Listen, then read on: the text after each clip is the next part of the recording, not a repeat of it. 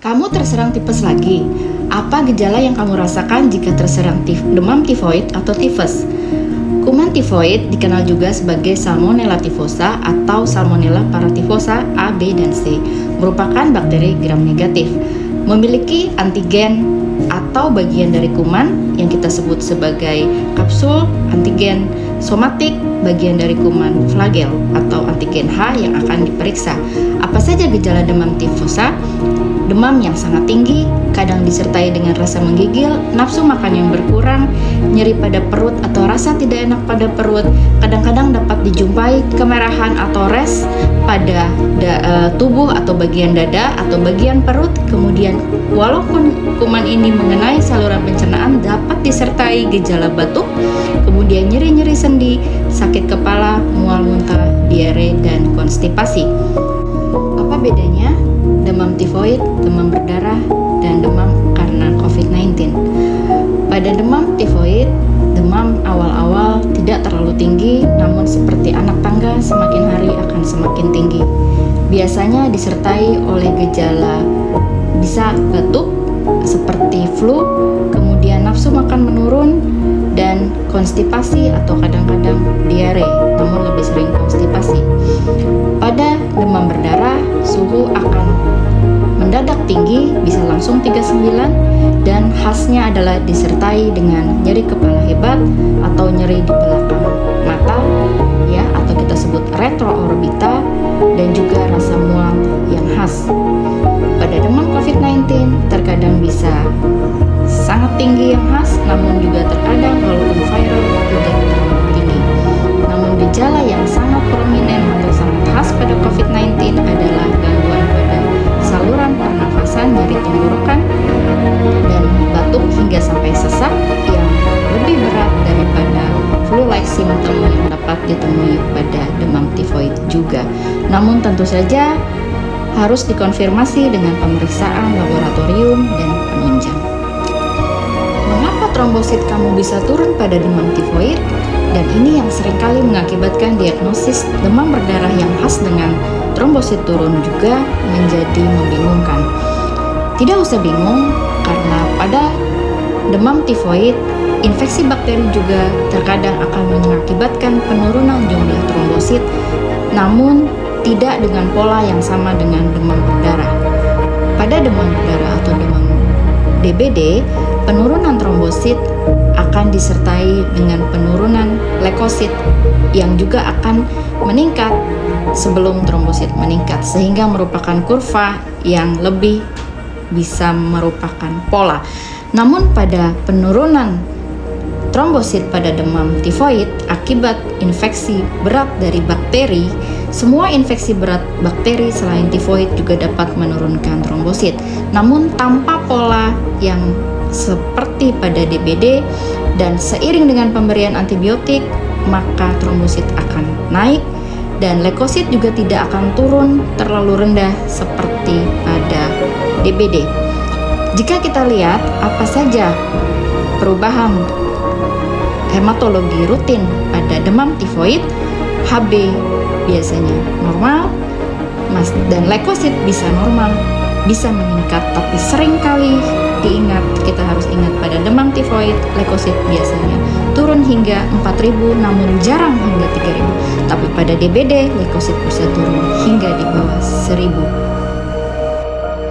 Bagaimana cara interpretasi tes Widal dan Tubex untuk diagnosis demam tifoid? Tes Widal adalah memeriksa peningkatan titer antibodi pada infeksi demam tifoid. Antibodi itu adalah sistem imun yang terbentuk akibat mengenali antigen atau komponen dari bakteri Salmonella typhosa tersebut.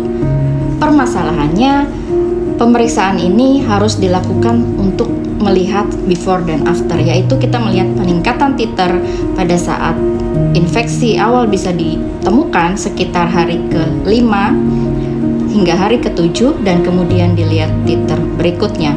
Namun seringkali kita harus menentukan sejak awal, sehingga diberikan cut off dari penelitian.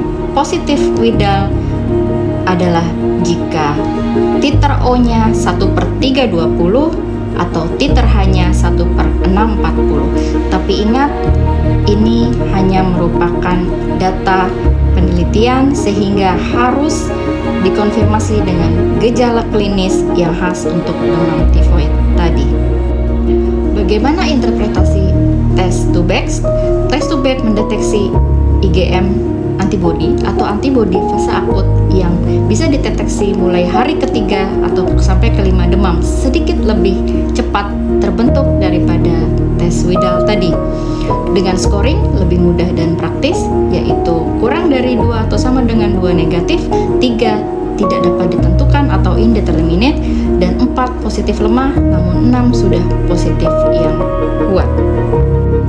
Tes Tubex memiliki sensitivitas sekitar 75-76%, jadi cukup sensitif, tapi tidak mencapai lebih dari itu jika pada pasien sudah ada gejala yang menyerupai tifoid tadi, ya, yang khas untuk tifoid tadi.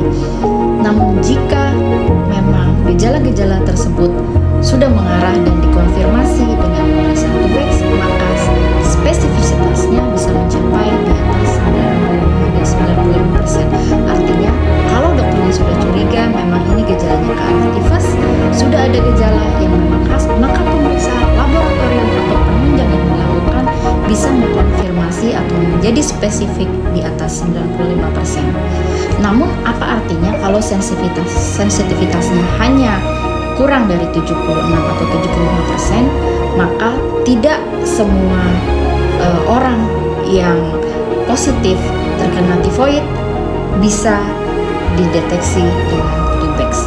Jadi apa pemeriksaan yang paling menjadi gold standar adalah kultur, namun tentu saja hal ini sulit untuk dilakukan mengingat biaya dan waktu pemeriksaan yang lama. Dan juga pada kultur hanya 50% hingga 80% yang positif dapat ditemui bakteri Salmonella typhosa. Jadi kembali lagi, mana yang paling ideal? Tentu harus dengan riwayat penyakit pasien, pemeriksaan fisik yang memang tidak spesifik pada pasien, namun bisa dikonfirmasi dengan laboratorium. Dan ingat, timing kembali lagi tadi, waktu pemeriksaan sangat menentukan. Sehingga bisa saja jika terlalu cepat maka antibodi belum terbentuk, bukan berarti bukan tifoid. Kapan saya harus dirawat atau kapan pasien tifoid harus wajib dirawat? Zaman dulu sebelum pengobatan lebih canggih dan orang-orang belum mengetahui penyakit tifoid, seringkali bisa mengakibatkan kematian jika sudah memasuki minggu keempat. Kenapa? Setelah minggu kedua terjadi komplikasi perforasi sehingga mulai berbahaya, sehingga jika antibiotik tidak masuk hingga minggu kedua harus dirawat, apalagi jika sudah ada keluhan nyeri pada perut, biasanya kanan bawah. Makanya kadang-kadang seringkali harus didiagnosis banding dengan usus buntu atau peradangan appendix. Nah, apalagi yang bisa mengakibatkan komplikasi, bisa juga terjadi meningitis tifosa. Hati-hati.